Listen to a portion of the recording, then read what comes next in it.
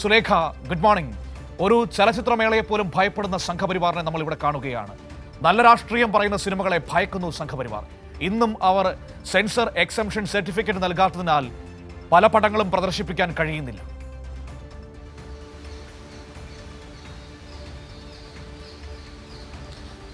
Manu, good morning. Manu സൂചിപ്പിച്ചതുപോലെ തന്നെ ഈ IFFK എന്ന് പറയുന്നത്, രാജ്യാന്തര ചലച്ചിത്രമേള എന്ന് പറയുന്നത്, ലോകത്തിലെ തന്നെ ശ്രദ്ധയാകർഷിക്കുന്ന, ശ്രദ്ധ കേന്ദ്രീകരിക്കുന്ന തരത്തിലുള്ള ഒരു ചലച്ചിത്രമേള തന്നെയാണ് കേരളത്തിൽ നടക്കുന്ന IFFK എന്ന് പറയുന്നത്. അത്തരത്തിൽ ലോകോത്തര സിനിമകൾ ഈ IFFKയുടെ ഭാഗമായി കഴിഞ്ഞ കാലങ്ങളിലൊക്കെ തന്നെയും നമ്മൾ കണ്ടതാണ്. കഴിഞ്ഞ 30 കാലവും ഇത്തരത്തിൽ ഈ വിവിധങ്ങളായ രാഷ്ട്രീയം പറയുന്ന സിനിമകൾ IFFKയുടെ ഭാഗമായിരുന്നു.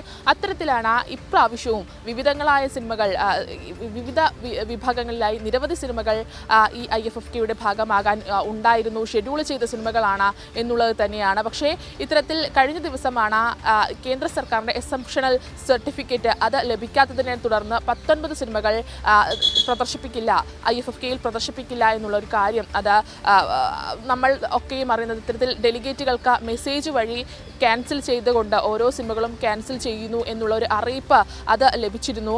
തുടർന്നാണ് ഇത്തരത്തിൽ വലിയ രീതിയിലുള്ള പ്രതിഷേധത്തിലൊക്കെ തന്നെയും പോയത് എന്നുള്ളത് തന്നെയാണ്. എന്തായാലും 19 സിനിമകളാണ് ഇത്തരത്തിൽ കേന്ദ്ര സർക്കാരിൻ്റെ എസംപ്ഷണൽ സർട്ടിഫിക്കറ്റ് ഇല്ലാത്തതിനെ തുടർന്ന് IFFKയിൽ നിന്ന് മാറ്റി നിർത്തപ്പെട്ടിട്ടുള്ളത്, ഒഴിവാക്കിയിട്ടുള്ളത് എന്നുള്ളത് തന്നെയാണ്. ഇതിൽ പ്രധാനമായും ഉൾപ്പെട്ടിട്ടുള്ള സിനിമകൾ എന്ന് പറയുന്നത് പലസ്തീൻ പാക്കേജിൽ ഉൾപ്പെട്ട, പലസ്തീനിലെ കാര്യങ്ങൾ പറയുന്ന, പലസ്തീനിലെ ജനങ്ങൾ അനുഭവിക്കുന്ന ദുരിതങ്ങൾ അത് പറയുന്ന പലസ്തീൻ ചിത്രങ്ങളാണ് ഇതിൽ ഒഴിവാക്കിയതിൽ പ്രാധാന്യം അർഹിക്കുന്നത് എന്നുള്ളത് തന്നെയാണ്.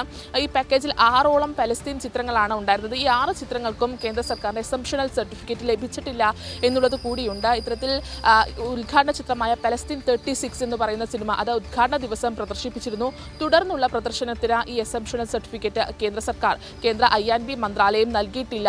അതുകൊണ്ട് തന്നെ ഇന്ന് ഈ പലസ്തീൻ 36ന്റെ പ്രദർശനം അത് നടക്കില്ല എന്നുള്ള അറിയിപ്പ് കഴിഞ്ഞ ദിവസം തന്നെ ഡെലിഗേറ്റുകൾക്കൊക്കെ തന്നെയും ലഭിക്കുകയും ചെയ്തിരുന്നു. ഇത്തരത്തിൽ ഈ കേന്ദ്ര എസംപ്ഷണൽ സർട്ടിഫിക്കറ്റ് എന്ന് പറയുന്നത്, അതായത് സിനിമകൾക്ക് പൊതുവിൽ കേന്ദ്ര സർക്കാരിൻ്റെ സെൻസറിങ് അത് ആവശ്യമാണ്. പക്ഷേ IFFKയിൽ വരുന്ന സിനിമകൾക്ക് സെൻസറിങ് അല്ല, പകരം ഈ എസംപ്ഷണൽ സർട്ടിഫിക്കറ്റ് ആണ് ലഭ്യമാക്കുന്നത് കേന്ദ്ര സർക്കാർ.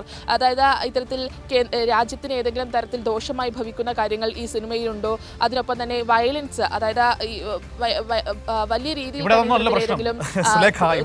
ഇതിനകത്ത് വയലൻസോ അഡൾട്ട് കണ്ടന്റോ ഒന്നും അല്ല പ്രശ്നം ആ സിനിമകൾ സംസാരിക്കുന്ന രാഷ്ട്രീയമാണെന്നേ.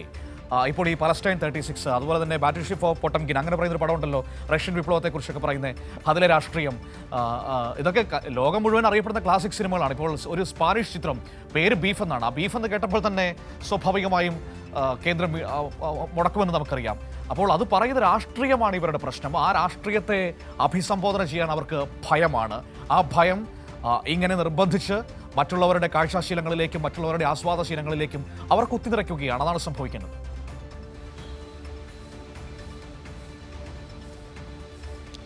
തീർച്ചയായും മനു, അത് തന്നെയാണ്.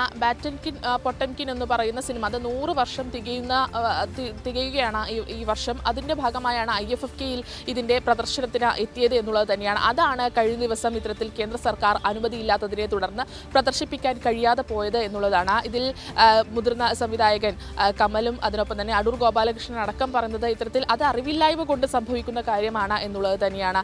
എന്താണ് ഈ സിനിമ പറയുന്ന രാഷ്ട്രീയം, അല്ലെങ്കിൽ എന്തുകൊണ്ടാണ് ഈ സിനിമയുടെ പ്രാധാന്യം ഇത്രത്തോളം വർദ്ധിക്കുന്നത് തുടങ്ങിയ കാര്യങ്ങളൊന്നും ഇവർക്കറിയാത്തത് കൊണ്ടാണ് ഇത്തരത്തിൽ ഈ സിനിമ IFFKയിൽ നിന്ന് ഈ സിനിമകളൊക്കെ തന്നെയും ഒഴിവാക്കിയതെന്നത് തന്നെയാണ് പ്രമുഖരായിട്ടുള്ള മുതിർന്ന സംവിധായകരും ഒക്കെ തന്നെയും പറയുന്ന ഒരു കാര്യമെന്ന് പറയുന്നത്. എന്തായാലും ഈ പൊട്ടംകിൻ എന്ന് പറയുന്ന ഈ സിനിമ അത് 100 വർഷം തികയുന്ന സിനിമയാണ്. അതിനൊപ്പം തന്നെ നേരത്തെ സൂചിപ്പിച്ച ഈ സ്പാനിഷ് സിനിമ ബീഫ് എന്ന് പറയുന്നത്, അതൊരു ടൈറ്റിൽ കണ്ടതുകൊണ്ട് മാത്രം ഈ മേളയിൽ നിന്ന് ഒഴിവാക്കി പോകുന്ന ഒരു സാഹചര്യമാണ് കേന്ദ്ര സർക്കാരിൻ്റെ ഭാഗത്ത് നിന്നുണ്ടായത്.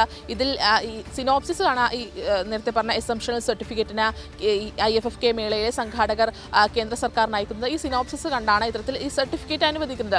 നിരവധി തവണ ഈ സിനോപ്സിസ് അയക്കാൻ ആവശ്യപ്പെടുന്നു, വീണ്ടും ഈ സിനോപ്സിസ് അയക്കുന്നു. പക്ഷേ അതിൽ നിന്നൊന്നും ഈ സർട്ടിഫിക്കറ്റ് ലഭ്യമാക്കാത്ത ഒരു സാഹചര്യമാണ് കേന്ദ്ര സർക്കാരിൻ്റെ ഭാഗത്ത് നിന്നുണ്ടായത് എന്നുള്ളത് തന്നെയാണ്. എന്തായാലും ഇതിൽ വലിയ പ്രതിഷേധങ്ങൾ അത് ഉയരുന്നുണ്ട്. അത് സിനിമാ സാംസ്കാരിക